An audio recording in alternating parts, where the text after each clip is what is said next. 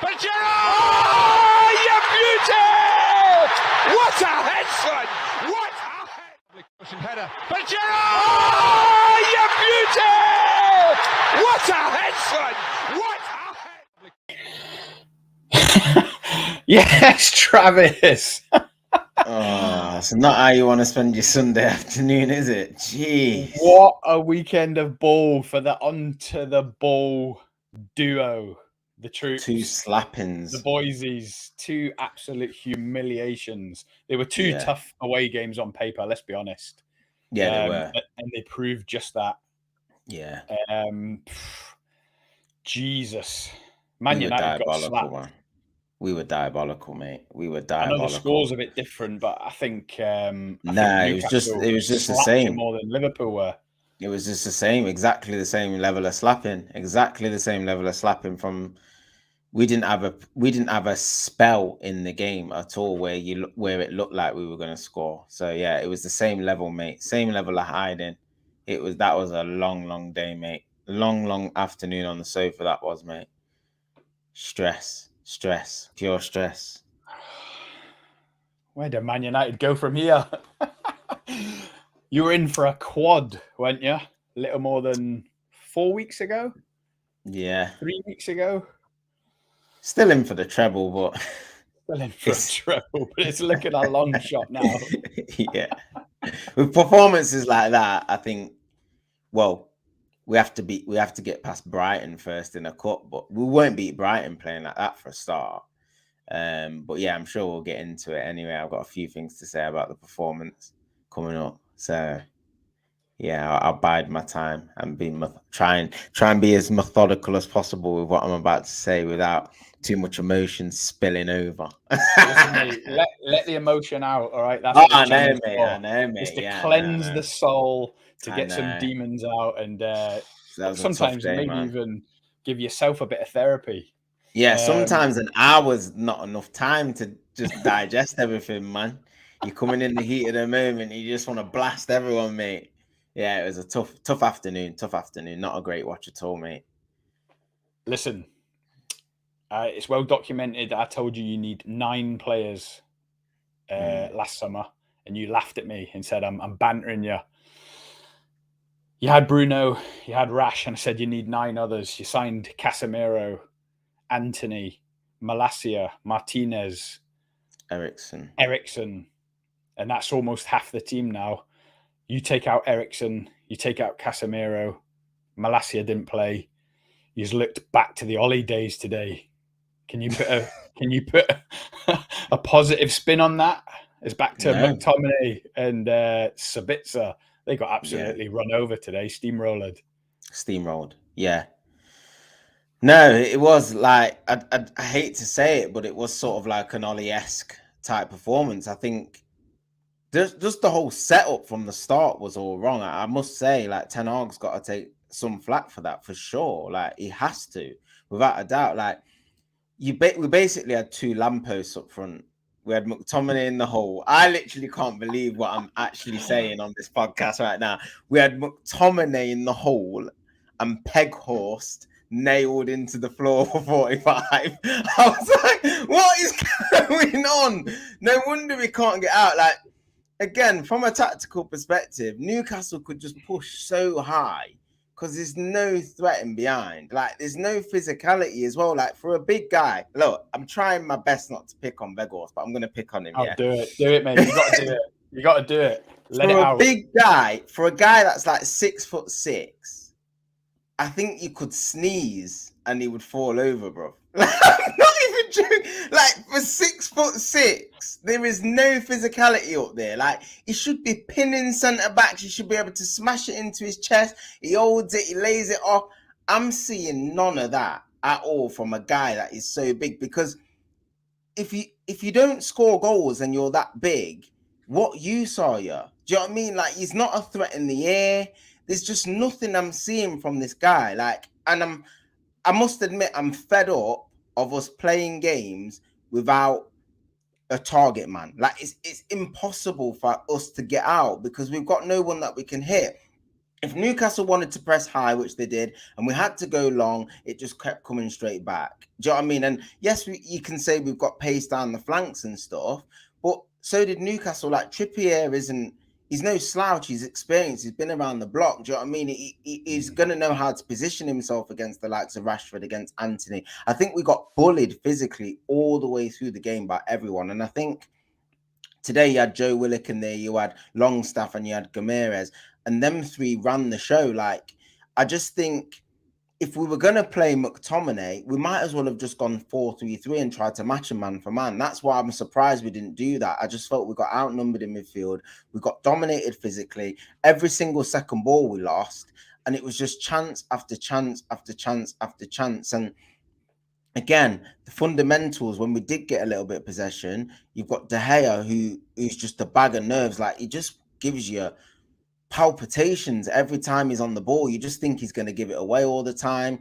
Like, the way we play out from the back, we pass to Varane. Varane sort of steams into midfield with the ball because none of the midfielders are showing for it. And then he ends up like passing backwards to Dallo, who's like set off 10 yards. It just looked, everything today just looks so weird. Like, I can't put my finger on it. It just looks so disjointed. It was abysmal from start to finish. Absolutely rotten. What a start. What a start. I wish I brought some popcorn. I'm gonna head straight into the comments. Ravi is back with us. Ravi, I remember you on a stream a little while ago, and I seen you on one of Grizz Khan's streams in the comments. Thank you so much for joining us again. I'm sure you're a Liverpool fan, aren't you, Ravi? Obviously, watching Grizz Khan's. United didn't create anything in the game. Nothing at all. When you don't create anything, that's what happens. But how are you meant to create anything when you Cam's McTominay? Like, how? I seen Goldbridge's tweet. Goldbridge's tweet. This experiment of Weghorst and McTominay up front is just it was something. Oh man, it's like they've both won a. It's like they've both won a raffle. Like that. That's literally what it feels like, mate. They've won a raffle, played for Man U for a weekend, give them a signed shirt afterwards. That's what it feels like, mate. We're literally going into games with like 9 or 8 men with them playing. And I'm sorry, I have to go into De Gea as well, because I know a lot of people are going to blast me for this, but I have to mention it.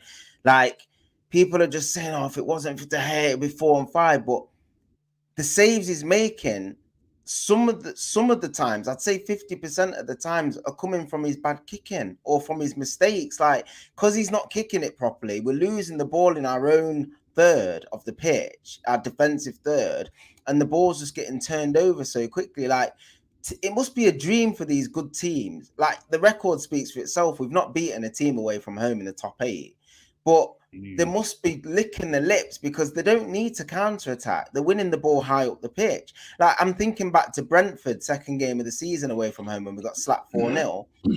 And De Gea's passing it to Eriksen on the penalty spot when he's got 2 players marking him, and a goal comes from it. Like, it's coming all the time. Another goal that came in that game was a ball that got looped over. Ben Mee's just bullying someone on the line. Like, if De Gea does not command his 6-yard box, that's where the first goal came from today. Like, it was just a mess. Like, he has to go in the summer. He has to. I'm going to say, you can put it on the shorts. Travis, has to go, David De Gea. This is your podcast. Finished, mate. This is your podcast. You can say whatever you want on your podcast. And I'm going to say what I want, mate. I'm going to say exactly what I want. David De Gea. You've got to make big calls. He is finished, mate. He's finished. I'm telling you now. On Twitter, your cousin Skip called him the best keeper in the league yesterday. I think saying it was something along the lines. I don't know. I read it. I read it twice, and I thought, is he really saying? He said best keeper in the league. He needs a new deal, or was he fishing? Yeah, he is 100% bantering. The stats on De Gea are awful. The stats are awful. Do you know what he's the best at? He's the best at the ball hitting him, which you could say that's good positioning. But how many times has the ball point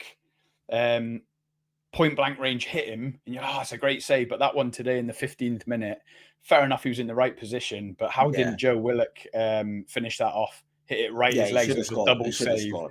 But that makes De Gea look ace. Listen, we've got 13 people watching. I've got to jump into the comments because they're coming thick and fast. Anthony needs to fix up. He never chooses the right pass and can't cross. Needs a lollipop to help him.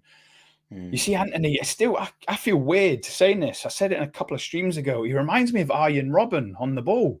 Yeah. And then there's no end product. And he drifts in and out of the game. Is that a big worry for you? He'll do something great for 5 minutes. And I'm like, but that happened with Mudryk in his debut against Liverpool. And look how I thought Anthony was the one half positive we could take from the game today. From an offensive point of view, if anything was going to happen, it was going to come through him. Like, again, I'm not mad then, likening him to Arjen Robben. No, you're not. In terms of his dribbling style.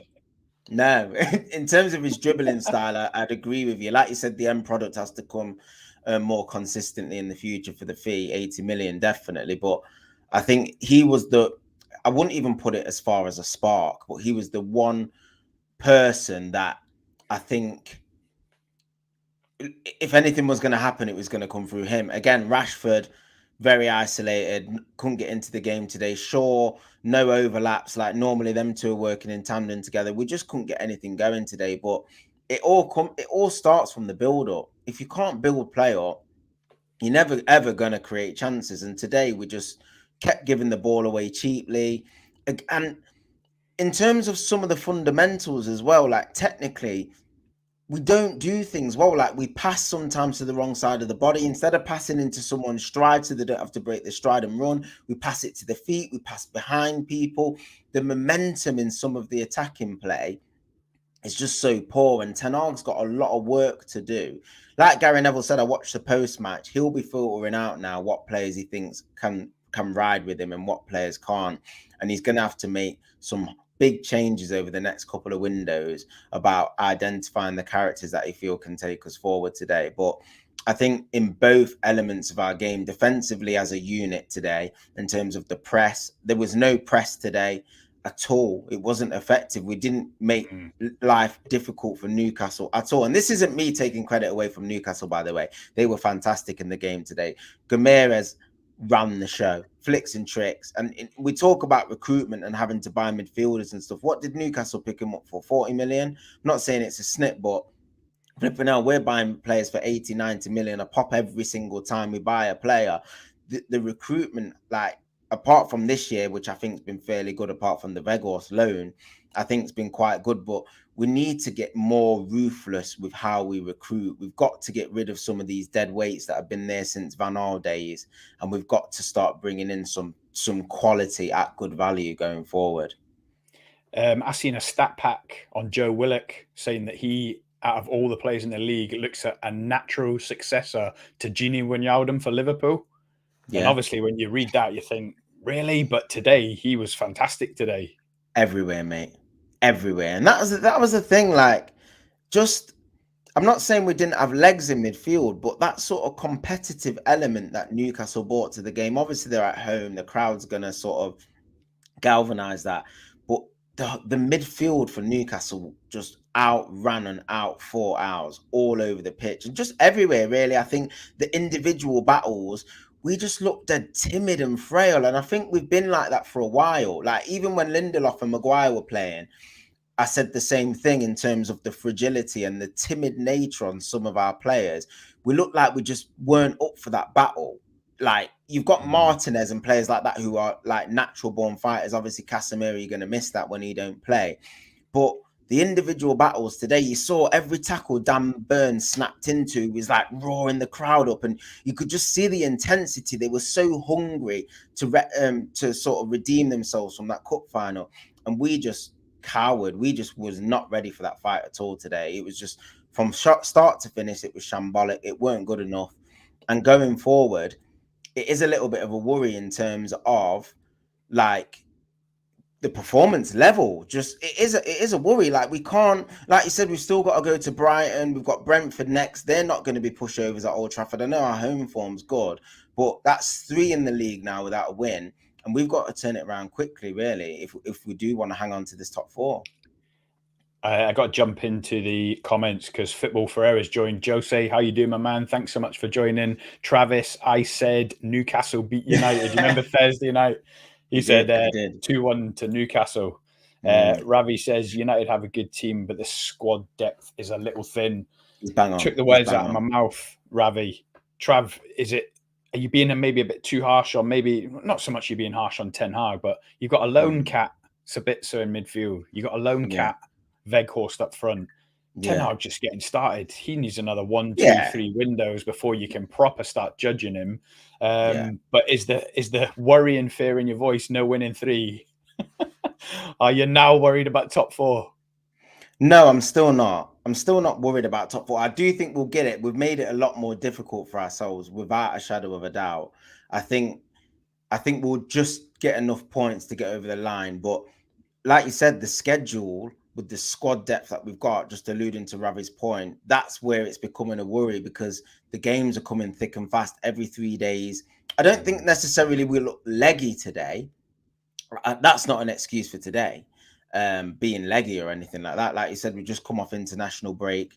And I did say in the Thursday's preview, the game after international breaks either really good or it's really rubbish. And today we got the really rubbish end. I thought I was confident going into the game. I thought we'd turn up. I thought we would actually win the game 2-1. I thought we'd have enough to win the game. But Newcastle swamped us all over the pitch. I think they fully deserved their win, fully deserved it. And Eddie Howe's done a brilliant job. Like, I think going forward, whether he's going to be the guy long term with the investment that they're going to put into the team remains to be seen. But they are overachieving under him. He's done a brilliant job. And they went on a little bit of a blip as well. It looked like at one point the top 4 was a little bit out of sight, but they've dragged themselves right back into the fight with 3 wins on the spin, one away at Forest and at home to Wolves.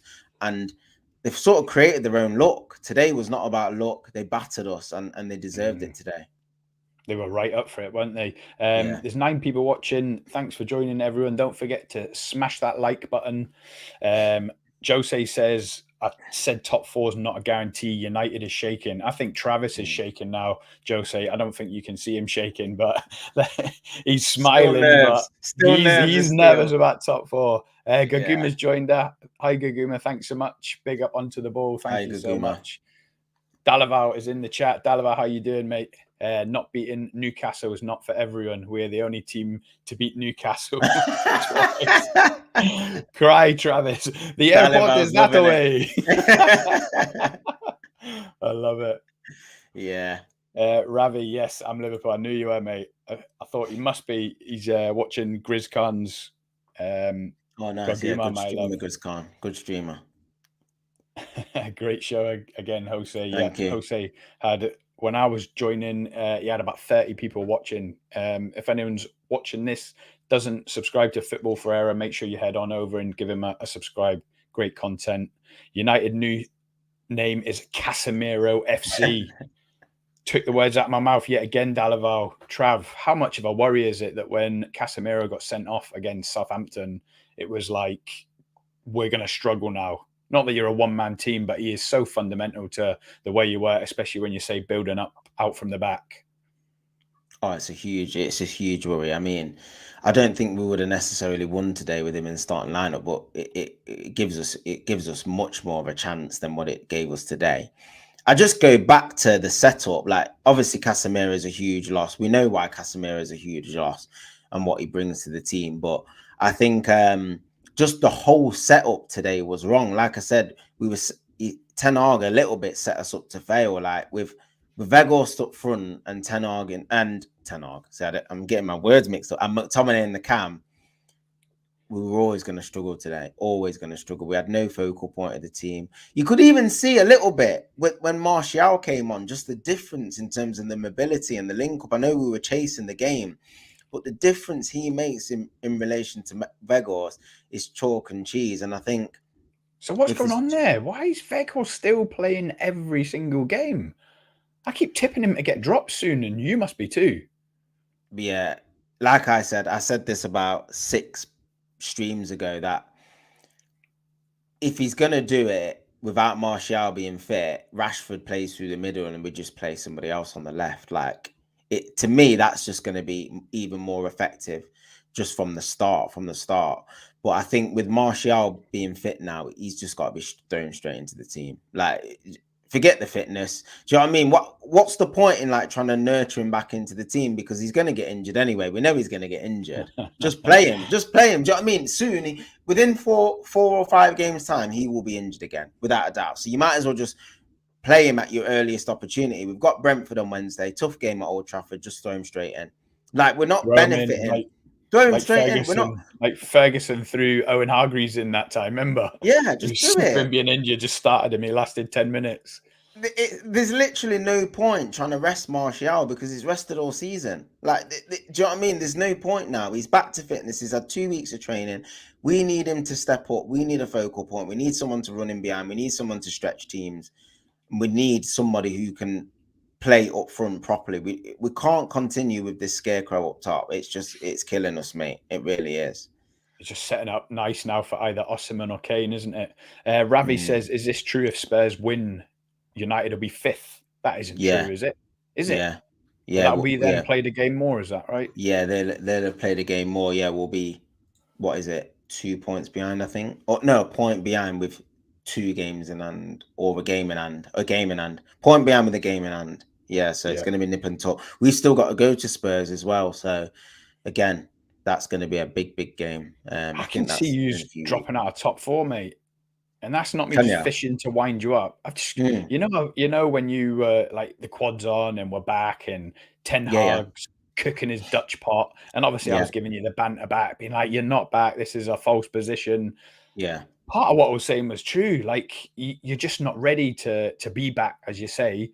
Ten Hag needs another 4, 5, 6 transfers, couple of windows, and fighting on all fronts. OB said at that time, when you try to fight on to win a quad, the game starts stacking up. The squad starts getting tired. Squad starts getting leggy. The drop off when you move down to Maguire's and McTominay's is huge from the likes of Martinez and Casemiro. And I've just got a feeling. I just wish Liverpool could buck their ideas and be the one to usurp you in that 4th position. The thing is, though, in all fairness, we've only had 3 games since the final. I think that just goes to show how tight this league is. Do you know what I mean? Because we lost away at Newcastle and Liverpool. Do you know what I mean? They're tough grounds to go away to. The big points we lost, the 2 points we lost against Southampton were the 2 biggest points that you can look back on and say, well, on paper, you should win that game against bottom of the league. But there was circumstances that mitigated against that with the red card. So you've got to give credit to those chasing teams, really. Tottenham have put a little bit of a run together before they threw it away against Southampton. Newcastle have won 3 on the spin. They've probably not done that in a couple of months. Do you know what I mean? They're the ones that have dragged themselves back into it. So we can criticise Man U, and rightly so, for the individual performances. But in the wider context, we've gone on a spell. Every team's had a spell. Newcastle had a spell before these last 3 games. They didn't win in 6. Tottenham, I think they lost about 4 out of the last 7 before they went on a little bit of a run. This might be our little bit of a blip now, where we go on a little bit of a 4 or 5 game run where we probably don't win. So then the last 8 games of the season are going to be really huge for us. And it's like, although it is a surprise, and it's also not a surprise at the same time in a weird way, because like we've done so well throughout this season. Really, we have overachieved from where people thought we were going to be. I don't think anybody expected us to be in the top 4. Really, I don't think anybody expected us to be challenging where Liverpool are, and obviously the likes of Arsenal are doing very well. Newcastle are also overachieving, and Tottenham are always in and around the top 4. I think people thought they had a little bit more stability than us. So now we've just got to digest this, as tough as it is. It was a bad defeat today, a really awful performance. But we can't rest on our laurels. We literally can't feel sorry for ourselves. We've got a game in 3 days. Brentford is a must-win game. I think it's probably the biggest game of our league season, because if we then go and drop points against Brentford, then the panic will start to set. And I think you'll see my hands shaking a little bit from that point. But I think I was just laughing there because you sounded a bit like Ole Gunnar Solskjaer. Remember, we can't feel sorry for ourselves. Oh, no. We feel sorry for ourselves just for a minute. I'm always conscious of that, bro. I've got all of his quotes written down, mate, like Bible verses, bro. Don't worry about that. I've got them written down, mate. Ravi says Robin was a better player than Anthony. Absolutely, Ravi. But this is what I'm saying. Robin was world class. And like I said, I sometimes feel silly watching Anthony put some fullbacks on toast, and I think he is a player. And I almost feel silly for comparing him to Robin in terms of the skill and going past players, but he's yet to live up to the hype. And Trav's definitely not writing him off, not yet anyway. Yeah. Mr. De Silva, thanks for joining, Mr. De Silva. You the man. I Hi, just Mr. seen De Silva. Jose's stream. Big up. 3 Premier League games without scoring is something to worry about, considering one of these teams was Southampton. That is a great point. I hadn't even realised. So 7-0 against Liverpool, 0-0 Southampton, 2-0 Newcastle. Weghorst can't hit a barn door with a banjo. Is that a worry? Bring back Cristiano Ronaldo? Definitely not. Definitely not. But no, Mr. De Silva's point's exactly right. I mean, take Rashford out of this team. Where are the goals coming from consistently? Nowhere. Literally nowhere. But it goes back to the foundations of the team. Without Casemiro and Eriksen, you can't play through the lines. So Martinez gets the ball. Who's he got to pass to? McTominay don't naturally show for the ball, so that's not his natural game. Same with Fred. And when Fred does try it, I'd say out of the 3 players, Fred's probably the bravest out of those 3. And when he tries it, technically he gets it all wrong. He does it with his back to goal. Well, not back to goal, back to the play. Doesn't ever know what's behind him. He's not very press resistant. He doesn't turn out of pressure very well. So when Casemiro and Eriksen don't play, we do struggle to build up from the back. So what Mr. De Silva is saying is exactly right, but all those fundamentals of the team just don't allow us to build up properly or play through the lines. So then it's like you're then relying on Rashford to do either bits of brilliance or whatever. He's been fantastic. Look, I can see that the positive thing is I can see the way Ten Hag is trying to play. I really can. I can see what Ten Hag's trying to do. I can see what he's trying to implement with the team. I can see the inverted fullbacks. I saw it I've seen it in moments this season of what he's trying to do. But it's quite evident we do need more quality going forward. And until we get that quality, we're definitely not going to be fighting for the title. We will do well in the cups. We'll have runs in the cups like we have this year and stuff. But until we get that consistency in terms of the quality, then it's going to take a little bit more time for sure. And it's still early in Ten Hag's era for sure. Oh, definitely. Ravi says the build-up for the first Newcastle goal was quality. It really was, wasn't it? But where does it come from? It comes from a really weird short goal kick that we're trying to do and then trying to play out. And again, Newcastle win it high up the pitch. We encourage good teams to win it off us in our own third. So Ravi's right. It was really good quality. Isak's touch when it's fizzed into him. He's brilliant, by the way. Isak, yeah, he's a handful, mate. He's not just a big guy. Like, if you compare him to Weghorst, the quality in comparison to Weghorst for a tall target man type striker is just, they're on different planets, aren't they? What Isak can offer in comparison to Weghorst. So yeah, disappointing day for United, but again, top draw from Newcastle.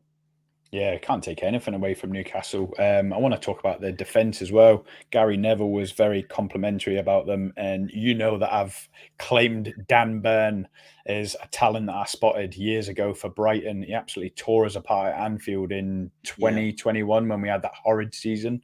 But we'll get on to that in a minute. Ravi says, serious question. Whatever happens in the summer, should and will Man United compete for the league? I'll lay that one on for you, Trav. But as I was just saying, I think Ten Hag is going to need 2, 3, maybe 4 transfer windows to have the full Ten Hag team. Does that mean rule out a league title charge next season? Yeah, I think so. It all depends, like what happens with the ownership and how much we're actually willing to spend and how much we can spend with like financial fair play regulations and things coming into play. But I still think realistically, with the amount of money that we can spend and the positions that we need to fill, I think it might be one window or too soon. And it's interesting, I was speaking to my brother after the game and he actually made a really good point in regards to the sort of neglect to the window in January. and like an accumulation for the Glazers. Now, I'm not blaming the Glazers for that performance. I've seen a few tweets talking about the Glazers and stuff and the ownership and stuff like that, which we know it's an issue. It's been well documented, the debt that they've racked up and stuff. And that might have had a knock-on effect in regards to being able to spend in January. But like my brother was saying today, he was saying we can't neglect these opportunities in a rebuild. Like if you look at Arsenal, they tried to sign Caicedo, they signed Trossard, they were linked with Mudryk. Football never stands still, and you can't stand still. And when you rebuild, and you have to give the manager as many resources as possible for him to be able to compete. Now, I was actually pretty happy with the business. I thought we want a big striker in the summer. We was never going to get an Osimhen or a Kane in January. Okay, do the loan. But Weghorst, after a pretty average start without scoring many goals, I think he's got worse as it's gone on. That's the thing that's really disappointed me. I think he's got worse. He's become he's had less and less of an impact on the team. And teams that have watched us play with him in the team get encouraged by seeing his name on the team sheet and push up really high against us and condense the play. And with our inability to play out from the back, it just means we can't get out. So I think now is the time we have to start playing a little bit different if we want to get success from now to the end of the season.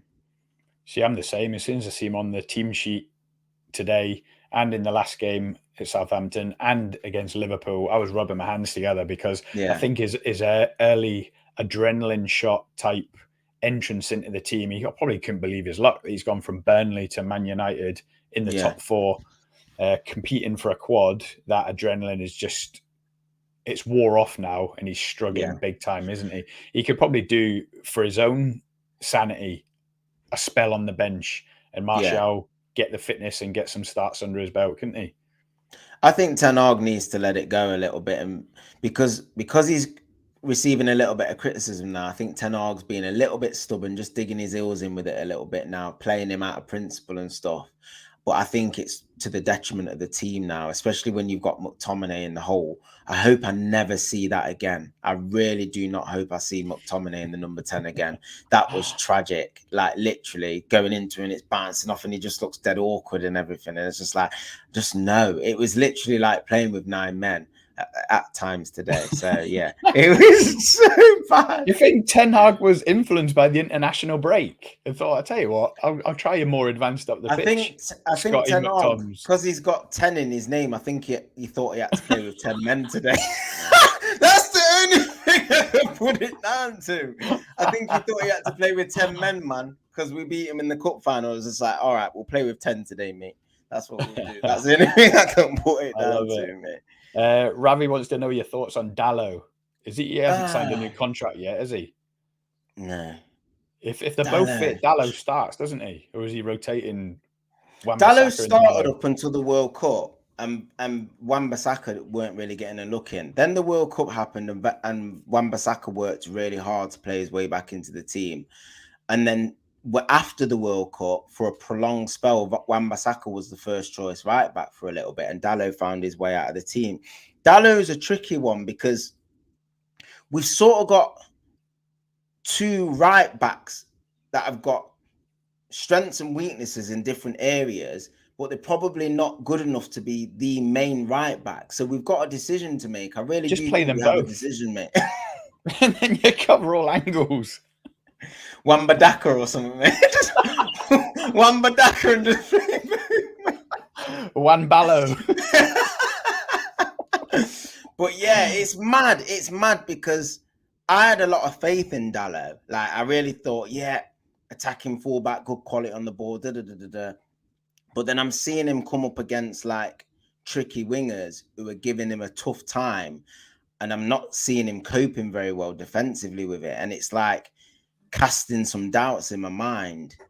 It's not, I wouldn't put it on as a priority position though. Like as the next step of the rebuild, it has to be a striker for me, has to be a midfield partner for Casemiro and some cover in there, and it has to be a goalkeeper. I think them 3 positions are the 3 main positions we have to strengthen first before we look at right back. I can cope with another season with them 2 fighting at right back. I really can. So back to his question, I think Dalot is good, but I don't know if he'll reach the potential I thought he had. But if you were Ten Hag in the summer and Dalot would sign a new contract and you could sell Wan-Bissaka, would that be good for you as a fan? Or what's the alternative is Dalot leaves for free and Wan-Bissaka is your first choice right back? Which would you prefer? At the moment, I'm swaying a little bit more towards Wan-Bissaka, if I'm honest with you, because I think he's improved a little bit offensively as well. Like how I've seen him link it up and going forward, I've actually been impressed with. For me, Wan-Bissaka's a better defender than Dalot, without a shadow of a doubt. That's without debate for me. So no, I'm not sure when Dalot's contract runs out. Is it the end of next season? He might have a year left. It was this summer. Was it this summer? It might be this summer.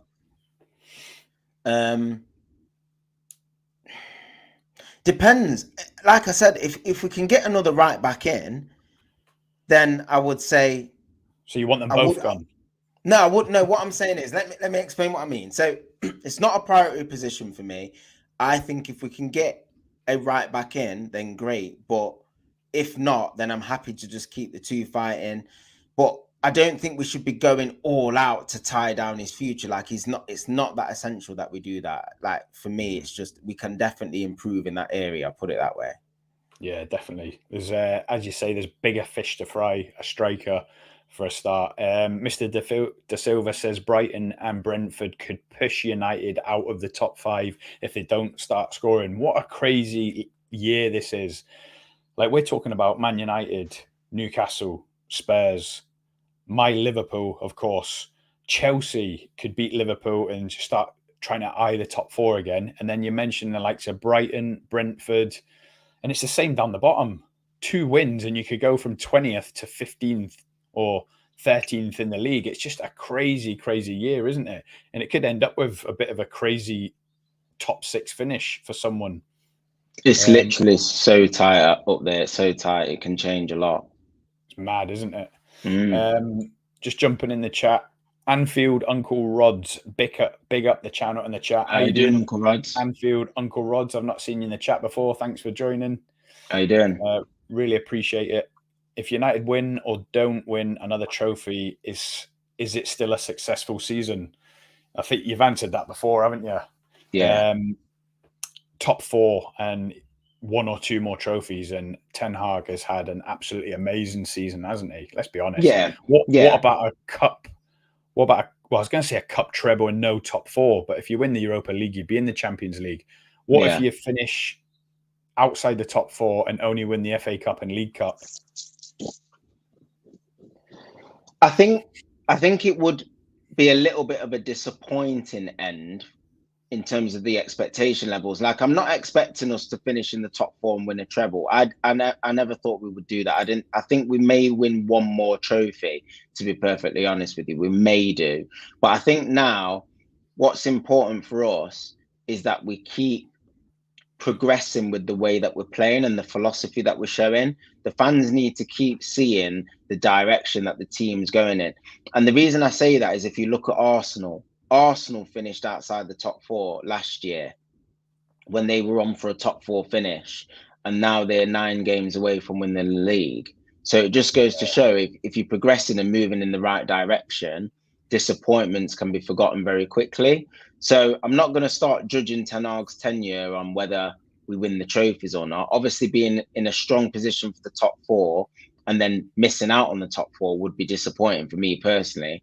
If you could give me one option now, I would rather have the top 4 than the other 2 revenue. cups. Yeah, the revenue than the other 2 cups. Yeah. Trav, I'm going to have to halt you there. There's some big breaking news. I can't keep up with the comments. Anfield Uncle Rods, I've also liked and subscribed to your channel. Thank you very much, mate. I really appreciate it. If anyone else is new to the channel, please remember to like and subscribe as well if you like what you hear, which hopefully you do. But the big breaking news coming from Anfield Uncle Rods, Pot Dog has been sacked. Graham Potter has been sacked 48 hours before they're playing against Liverpool at home. Chelsea, do not waste unnecessary time. How insane as that. I wonder if he lasted less time than Roy Hodgson at Liverpool in 2010. Roy Hodgson had about 6 months. His pot dog had 6 months. 6 Has it even months of been 6 months? drowning in his own brine, mate. Oh God, you never like to see a Wow. manager losing his job. It's a horrible thing, but it was coming. I mean, come Oh, on, yeah. 600 I think million outlay. yesterday was probably the lowest you could get at home to Villa. Come on. I had it Chelsea on my coupon as well. It cost me about 70 quid for a Did you fiver. really? Absolutely wounded. Oh, I'm no. hoping Dan from Two Blues joins. He's got the StreamYard link. Big Chelsea fan. Big news, that is. I'm waiting for him to pop up in my little thing down, and I'll add him to the stream. So Where does Potter go from here now? Because he must be kicking himself, flying at Brighton. And this is the thing, like, as much as I think he did deserve the sack in a way, at the same time, I'm conflicted because, like, modern management, like, he leaves Brighton flying, joins Chelsea, signs a big contract, and he's not even finished the season. But for me, you got to pick and choose your clubs. Chelsea are ruthless with managers. They never give managers time. They spend big cash every year. And if you don't hit the ground running and show what your intentions are in terms of philosophy, they will get rid. This is a new Chelsea, though, isn't it? Under Todd It's Bowley. It's not a new Chelsea. It's the same problem of sacking managers. And let's be honest, he got rid of Tommy Tuchel too early. He was a big worldwide name, and Todd Bowley could not wait to sack his first manager and employ his first manager and spend 500 million, and it's all gone wrong big time. But where will the pot dog go? What's the money? He goes back to Brighton because Chelsea have paid another 30 million to sign De Zerbi. De Zerbi's flying, mate. Imagine they bought in De Zerbi and sacked him before the end of the season.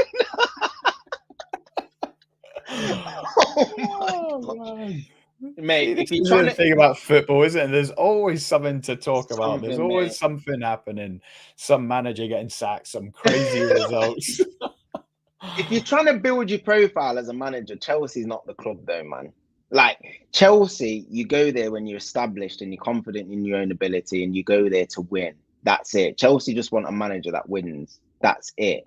You can't build yourself as a manager in terms of that profile at Chelsea. It's impossible, mate, because you have a few bad results, few bad performances.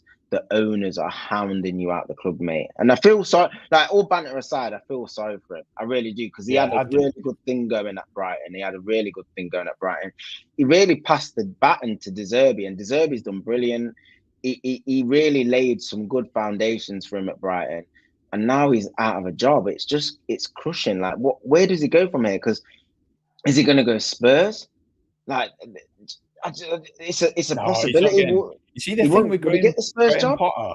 No, he wouldn't get it. Not now. The thing with Graham Potter is it'd have been a bit like when Gary Neville went Valencia. Do you remember he saying, I couldn't be a pundit on TV giving advice and my expert opinion and then turn down a job like that? For Graham Potter, who some thought was fortunate to get the Brighton job even because he wasn't a name no one had really heard of him in a managerial sense. Next minute he's offered Chelsea, unlimited funds, top 4 club. Basically, he had to take it, didn't he? If you're a manager and that's your career, if an opportunity comes like that, you have to take it because you wouldn't know when the next one would come. Yeah, you would feel you have to take it. And see, I don't know if managers, I'm sure I assume they would do. Do they have agents? I'm sure they do have agents and advisors. But another example I'm giving of this is Vincent Kompany. Vincent Kompany has been linked heavily with Tottenham and he's declined the job. So it's like, although you're saying you can't turn it down, I think Chelsea is just a really unique club. Like, in that position, flying at Brighton, that move has not worked out for him going to Chelsea. It's absolutely killed his career, man. And it looks like Two Blues is receiving some voice notes. Is that the bat phone you've got there, Dan? Is it the bat phone? Is it glowing red? Two Blues, mate. Oh, the weekend's got a lot better. Oh, mate. That's how I felt when Ollie got the bullet. So it's just a big relief, ain't it? Yeah. Weight lifted off the shoulders for now, but I mean, well, Tuesday What's to your think initial about. thoughts, Dan? Did you get the Graham Potter short done in time? Or was he next on your shorts list? Well, luckily, I did get a couple out this morning, and luckily there was going to be one going out tonight talking about the only way that he can leave is walk because he's not going to be sacked because Chelsea wouldn't sack him because it's going to be too expensive to sack him. But luckily, that one didn't get posted. But yeah, man, I'm shocked. I literally just saw, I switched onto your guys' stream and saw the comment saying that Potter's been sacked, and I thought, hang on a minute. Let me just, before I comment anything, let me go check. So, yeah, no. I'm on Joyce, man. Yeah, interesting, given that Liverpool's only 2 days away. But yeah, I can't say I'm surprised. The thing is, there's no expense spared when it comes to Chelsea, is there? So even if it costs 10 million to sack him, 20 million, 30 million, Todd Bowley is a lunatic with his money. So, yeah, like you say, it ended up being inevitable. Yesterday was as low as it gets, surely, at home to Aston Villa. Yeah, it was awful. Yesterday's, I could do a whole 20 minutes and break down each individual player and what went wrong yesterday. It was a terrible, terrible performance from front to back. And the audacity that Graham Potter had to come out and defend his players and to say that we played well and to say that there was positive things, it was completely wrong of him. We were slow in possession. The build-up play was poor. The finishing was woeful. Obviously, Mudryk, I don't want to get too into him too early, but the finishing yesterday was dreadful. Every single video and picture we see from training is him slamming balls into the top corner from 20, 30 yards.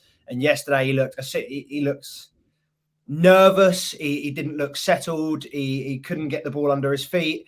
And anytime he did anything good, it came from his pace. It was his ability to cover a lot of ground in a short amount of time and get to a ball and beat someone to a ball. But even when he was faced with a player, faced up against the defenders, the likes of Matty Cash and that, he still wasn't going at them and beating them. And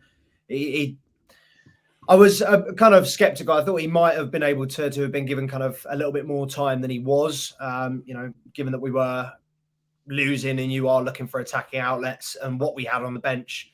Madwiki was the most attacking player that we had to offer. So I was surprised that he pulled him off as early as he did. But at the same time, it was a subpar performance. And that goes kind of across the board from Chelsea yesterday. It was lackluster. Anything that was it just, they don't look like they're functioning as a team, as a unit, and they don't trust each other. That's the main thing. No one trusts anybody with the ball. No one trusts them to put a ball in the box because no one trusts anyone to be in the box. And then if they are in the box, they don't trust them to do anything with it. Kai Havertz, how many times are we going to deploy him in a number 9 and see it not work? How many times are we going to do the same thing over and over again and keep the same player? The only positive player in that Chelsea side at the moment is João Felix. He's obviously a blessing in January, and hopefully he stays. But it's obviously a lot's gone wrong, Dan. What's at the top of the pile, in your opinion, of what's gone wrong here? I just think a job like Chelsea and a club like Chelsea is a massive opportunity. And don't get me wrong, Graham Potter is a good manager. He will succeed in his career at other clubs. I don't want to say smaller clubs because later in his career, he may well succeed at a larger team. I could definitely see him as an English manager holding a lot of value if he does do well, if he does.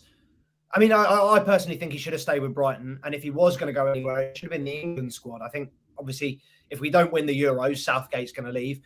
Well, I hope Southgate leaves anyway. And they're primed to, or they were supposedly primed to be, looking at taking Potter over. And then Chelsea stepped in. It's a phenomenal, when you think about it from a financial perspective as well, it is a phenomenal transaction. I don't know how long he's been in the job, but it's obviously only a matter of months. And 6 months max, isn't it? And he's obviously, we paid Brighton 22.5 million for him and his team, who interestingly, I don't think have left, because Bruno Saltor, is supposedly going to manage as interim coach.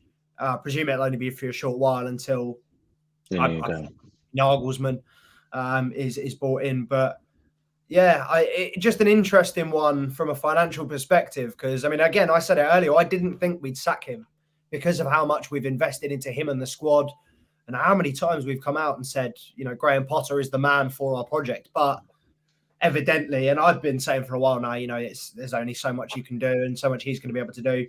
I think it just showed it in Champions League nights as well that he was out his depth. You know, we the team, I think, performed and pulled together as individuals, but you didn't see anything different from him. There wasn't any particular change in the strategy. You know, when we watched it in the game on Saturday, the game yesterday, a lot of things you'd argue, you know, statistics wise, Chelsea had 25 plus shots, 10 odd corners, you know, 70% possession. The XG was probably, you know, 3 or 4. We created chances, but the chances that we weren't full. They were half chances. They're not clear-cut chances. We're not, and we don't look comfortable in these positions. When Chelsea go through 1-on-1, you don't think, oh, hang on, Chelsea are going to go 1-0 up. As soon as Ollie Watkins went through yesterday, and I saw Kepa standing there like a lemon, I already knew it was going to be 1-0. It's so predictable, and that is the problem, and that is what Graham Potter has got wrong, is become predictable in such a boring and nonchalant way. It is just toothless. And with the amount of players that he's been given and brought in, there's no way that he can complain, because, I mean, agreed, he hasn't had, I think, enough time that you'd need to integrate all of those players. But at the same time, when expectation is so high as it is at a club like Chelsea, you know what you're going into, you know what you have to do. So that's where he's fallen short, I think. People are going on about the fall from grace of Liverpool, going from chasing the quad to this. But Chelsea were European champions only 18 months ago, a little more than 18 months ago. And to see them now, where are you in the league? Is it 11th? Yeah, 11th.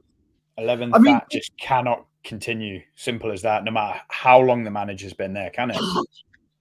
Agreed. And we even saw it with, you know, I think Antonio Conte got fired when he slipped to 10th, and he was a manager of, you know, top prestige. So I'm surprised that Potter has lasted and has been able to carry on going how he has been going for so long. But at the same time, that while that Champions League, and I don't want to take anything away from that Champions League win from Chelsea, because it was impressive, but I think what made it all the more impressive was because how poorly we were doing in other competitions. And I can't remember where we finished in the league, but it certainly wasn't anywhere near, you know, the top two, near City or Liverpool. You know, we certainly weren't challenging for the Prem that year. Even under Tuchel, you know, he had a good 6 months to do it. So I think that the problems have still been rife since Lampard. Since that transfer ban, we're still feeling the effect. It's been a little bit slow in terms of getting the ball rolling again. Obviously, we did have that season under Lampard, which we, as Chelsea fans, essentially wrote off anyway. And it has been a case of, I think, you know, 4 of the last 5 seasons, we've had to write them off very early now, particularly in terms of the league anyway. And it's getting to a point where, you know, I can't really remember a Chelsea side that have been putting up a fight for the league, and it's kind of getting, you know, you're thinking back to the days of Mata, Hazard, and Oscar as the last long time, isn't it? And Chelsea just needs some stability, whether it's in that back 4, because you know that back 3 alone could have got him sacked, of Koulibaly, Cucurella, and Reece James playing as that could have got him sacked. Right, listen. I could probably talk for an hour with Dan about this, but Dan, you are going to come on a stream with me Tuesday night after Chelsea-Liverpool, and we're going to go through it all without a shadow of a doubt. I know you said you'll only come on if Chelsea win, but even if I have to come round your house and we stream from my iPhone, we're going to do it Tuesday night. Let's jump back in the comments. Ravi says, thoughts on Ten Hag's selection when it comes to playing the physical teams? Are Man United getting bullied, Trav? Yeah, definitely, without a doubt. Very worrying.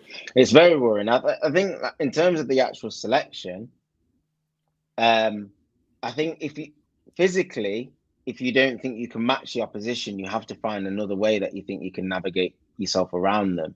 So if you don't think you can match a team physically, then play people with pace and mobility and skill. So don't don't try and play the likes of McTominay as a cam and Weghorst up top if you don't think you physically can match them, because they're the most physical players we've probably got. So again, yeah, I think he got this. I think Ten Hag got the selection totally wrong. There's no other way to put it. Like the whole dynamic of the team and the way we set up. I think if we were going to play the players that we played today, we should have went with a 4-3-3 and not a 4-2-3-1. Outnumbered in midfield, out-muscled and out-fought. And it was... Is that a worry then, Trav? Because I accused Ten Hag of getting it all wrong at Anfield. Maybe he underestimated the effects of Anfield, but to me, he got it all wrong. He should have went 4-3-3, and I said it Sunday morning to you. Is he going to drop a McTominay in there? And now he's got it tactically wrong again today. Is that a worry, or is his squad just pretty much depleted and he's playing what he's got? I don't think it's a worry. No. Nicholas Nichols is on. Thanks for joining us, mate. To me, watching Man United the last few games, they look knackered. The games are coming thick and fast. Yeah, there's going to be an element of tiredness. Like I don't think you can use that as an excuse today, though. Like I don't think we were tired today. To be fair, I just think Newcastle were just more up for it today. Like they were more up for it, but I think technically as well, they're underrated as a team. Like they've got some very good players, some very skillful players. Their midfield, their team was just more balanced, and it was about a team performance from Newcastle today. It just goes to show, like buying a load of household names and blasting them together isn't necessarily the answer. We've seen that obviously at Chelsea, hot topic at the moment. We've seen that with a lot of money spent just in January alone, and Pot Dog out of the tin just couldn't put it together. Do you know what I mean? And I think with Man United, with certain injuries and certain suspensions or players out or whatever, we were just struggling in certain games against certain opposition. And today was a game we really struggled in today in a lot of areas. Pot Dog didn't cut the mustard. See what I did there? I like that one, mate. That's got to be one of the titles on my stream. It's good to hear people have real football takes. Thank you, Ravi. Really appreciate that, mate. We absolutely live for football. That's why we started this podcast, and I'm sure Dan's the same, the Two Blues. 10 people watching. Don't forget to smash the like, but more importantly, head over to Two Blues podcast and give Dan's channel a follow. The content is ace. Wambi on ice. I think you're referring to one. What do we call him? Wambalo. Wambalo. Wambasaka Wambalo. Bring in Trent to Man United. Take him, mate. Take him. Absolutely take him. I'm done. Potter's been sacked. Yeah. Mr. De Silva, one of the hardest things Ten Hag had to do was getting rid of Ronaldo because he was the problem, no doubt about that. But he brought Anthony in, which is worse than Sancho. That's a good point. We don't even mention Sancho anymore? What is going on? Why is he not getting a chance? Give him time. Give him time. Do you think? I like Sancho. I do as a player. Technically, he is very good. Like you said, he's a player that needs a lot of movement up top, players to play little 1-2s and combinations, sustained attacks in and around the box. That's when you'll see Sancho looking effective. But besides that, I just think he's going to find it tough to get into the games because we can't play through the lines. I can see when he's playing, he's on the half turn wanting to receive the ball. He just wants the midfield to just fizz it into his feet so he can get turned and start running at people. But again, he's playing next to a lamppost and a scarecrow, so he's not going to be able to do anything at all. So he's going to find it tough as a combination player. So yeah, like Dan's saying, probably needs a little bit more time and seeing what he looks like in Ten Hag's settled team. You think he'll get in Ten Hag's? But I'm just going to love you and leave you real quick. As one of the Two Blues, I do have a duty to go and cover Graham Potter on my go on, do it, mate. Go on, do your thing, mate. Dan, we'll be in the comments of your stream. I'm gonna watch that, mate. Nice one, boys. Cheers for having me. Take care, bro. Cheers, Dan. See you, mate. Jose says Potter to Tottenham. Imagine. Oh God. Oh no. Let's see what the comments say before we get back to Newcastle and Man U, because I want to touch on Newcastle and how ace they are. especially the defence. As Gary Neville was saying, the defence is so tight. Dan, who's next to Chelsea? Luis Enrique Nagelsmann. Dan just mentioned Nagelsmann. But he's going to do his stream now with his boy Charm. So make sure you head over there after this stream, of course. Don't go deserting us. Oh no, there's going to be a manager bounce against us always. Can you imagine? It'll be a no manager bounce, if anything. But yeah, I could have done with Pot Dog just staying there another 48 hours and then sacking him after the Liverpool. Yeah, Ravi that'll be a says, tough game now. Oh, definitely. Ravi says to Uncle Rods, it's a good football channel. You won't regret subscribing to it. Cheers, Ravi. Really appreciate that. I said at the moment Potter accepted the job that it won't last because Chelsea has no patience with managers. If they can sack someone who I think that means won the Champions League, imagine what they'd do someone who won nothing for them. That is absolutely true. Chelsea show no mercy, especially with the change of ownership. They haven't changed their ways at all. Dan is so serious. He was fuming, Josie. I know you're tired of Potter. Sancho is finished. Sorry, boys. Never be a top footballer when he touched the ball 5 times before using his brain. I got to admit, I'm with Jose on this. I know Dan and Trav have just give Sancho their full backing, but it's getting a bit Anthony Martial now. He's been playing top flight football for 5-6 years. What's he waiting for, Trav? What, United? Just in his career. So yeah, you hope it's at United. I did ask you a month or two ago, could he potentially be sold in the summer? And you said, no, not yet. I don't think so. No, I don't think so. Not just yet. I think he's got one more season in him to prove that he can nail down a position. The difficulty is, like I said, when he was at Dortmund, he was a left winger that played off the left. Rashford's in that spot at the minute. He's had to come and play on the right. Again, back to when we bought him, we probably needed somebody who was natural on the right, not somebody who was shoehorned on the right. Again, goes back to recruitment. He's not a bad player at all, but we probably needed a natural right winger as opposed to somebody who likes to play off the left. We've always had players that play off the left and come in off the left, like a Rashford. So that natural right-hand side balance has killed us. But Anthony does bring that. I think Anthony's doing okay. I really do. I've got a lot of confidence in Anthony. Yes, we need to see more end products from him. But when he doesn't play, we lack balance. Going back to the points from Ravi and stuff earlier, the squad depth is the main issue for us. Like, if we have a few players out, it really hurts us. So it's going to take, again, as we've alluded to, a couple of windows just to bolster the squad and keep moving in the right direction. Absolutely. But surely when you're saying that, with Weghorst struggling, Rashford hasn't scored for a few games now, would it be an option Sancho left, Rashford centre, Anthony on the right? I think it depends what happens with the midfield, because again, today we started with Bruno in a bit of a deeper role today with McTominay in the cam. That changed after half time. It was Sabitzer more further forward. Bruno plays because I think Ten Hag's signalling to the board in a good way. Like, I'm having to play Bruno deeper because there's nobody else that can carry the ball from deep. That's why he's doing it. So for me, I'd keep Rashford on the left. Probably play Casemiro Bruno or Casemiro Eriksen when he comes back. And then if you're going to start Sancho, I'd just start Sancho in the hole.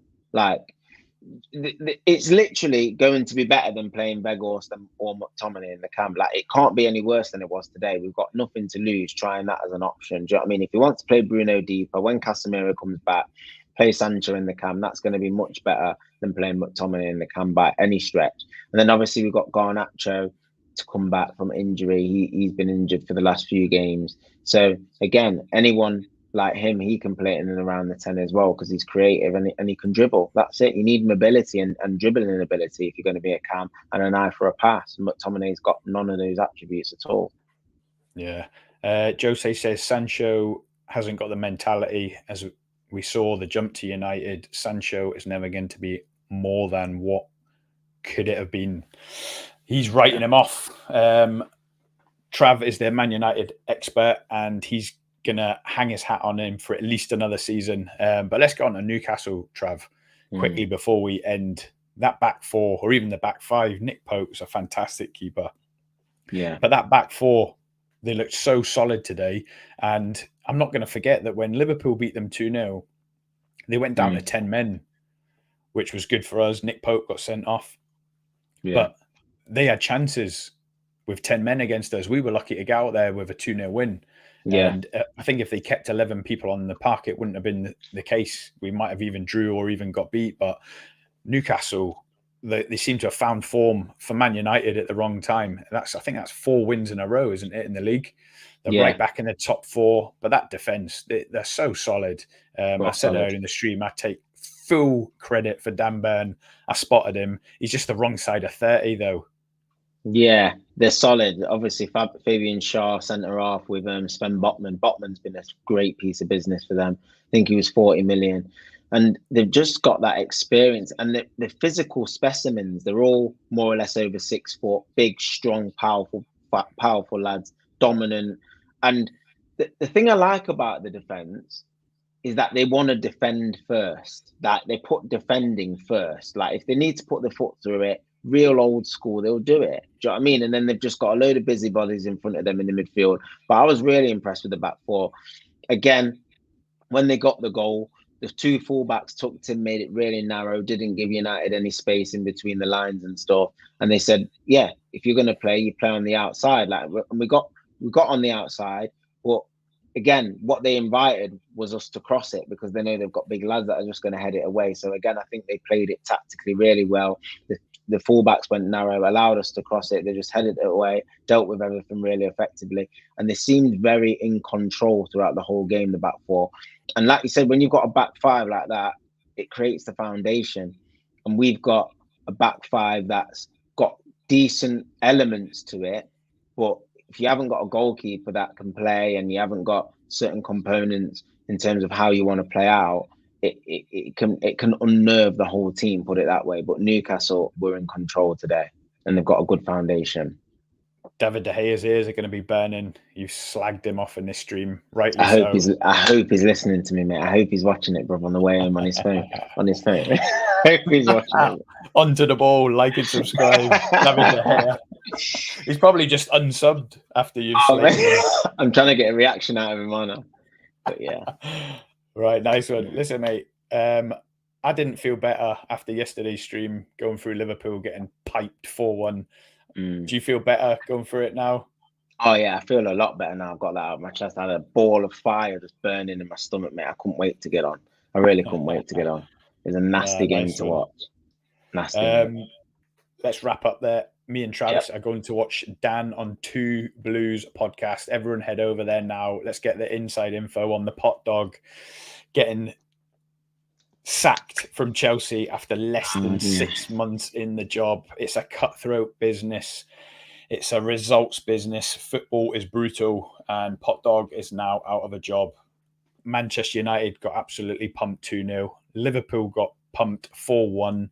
It's been a dreadful weekend for everyone associated with Onto the Ball.